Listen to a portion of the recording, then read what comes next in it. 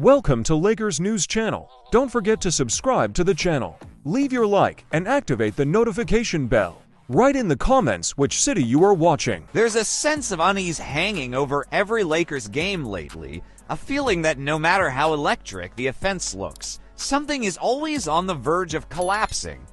Before we go any further, make sure you subscribe to the channel, leave a like on this video, and let us know in the comments which city you're watching from, because what's unfolding in Los Angeles right now could define the rest of this season and beyond. Almost every night, the same painful pattern repeats itself.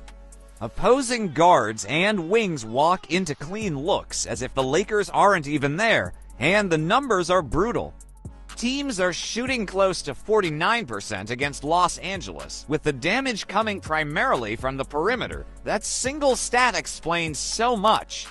It's the reason the Lakers are stuck near the bottom half of the league in defensive rating, constantly forced to outscore opponents instead of locking them down. When your defense leaks this badly, even having superstars on the floor doesn't guarantee control. The frustration is that this isn't a mystery to opponents. They know exactly how to attack the Lakers. As the season inches closer to the trade deadline, the front office finds itself boxed in with only a few realistic paths to real improvement. Splashy moves are unlikely. Incremental changes won't move the needle.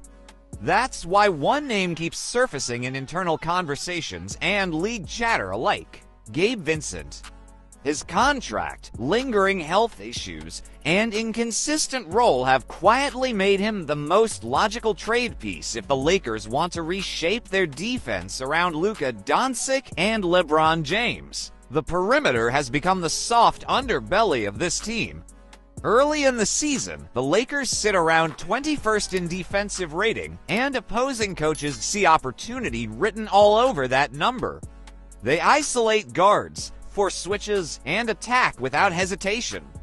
Help defenders are often late, rotations are sloppy, and closeouts lack urgency. Once the first defender is beaten, the rest of the defense struggles to recover, creating open threes and uncontested drives that pile up fast. When you dig into Gabe Vincent's individual impact, the concerns become clearer. His CRAFTEDDPM,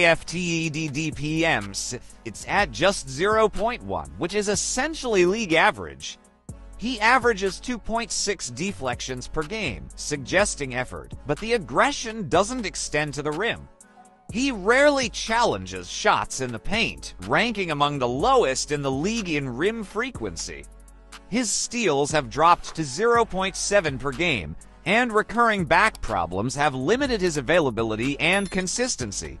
Against top-tier scorers, he hasn't been able to apply sustained pressure, and that lack of resistance shows up in the Lakers' overall numbers. This is why Vincent's contract matters more than his minutes. He's on an $11.5 million expiring deal, a detail that makes him extremely valuable in trade discussions. That contract is easy for another team to absorb and doesn't come with long-term financial baggage. For the Lakers, holding on to Vincent doesn't address their most glaring weakness. Trading him, instead, is one of the few realistic ways to upgrade the roster without touching the core built around Luka and LeBron. One intriguing proposal sends Vincent to the Miami Heat in exchange for Andrew Wiggins. At first glance, the salaries don't line up since Wiggins earns close to $28 million per year. However, the deal can be adjusted with additional contracts to meet league rules. From Miami's point of view, the attraction is flexibility. They take on an expiring deal and set themselves up for future roster moves and financial freedom. For the Lakers, the upside is immediate and impossible to ignore. Wiggins would add size, length, and defensive versatility to a roster that badly needs all three. He can guard multiple positions, take on the toughest perimeter assignments, and stay in front of elite scorers in ways the Lakers currently struggle to do. Just having a defender like that forces opponents to rethink their entire offensive approach. With Wiggins on the floor, driving lanes shrink, shooters feel more pressure, and the defense gains a margin for error it hasn't had all season. Still, the move comes with risk. Wiggins' offensive production has been inconsistent, and his injury history raises valid concerns.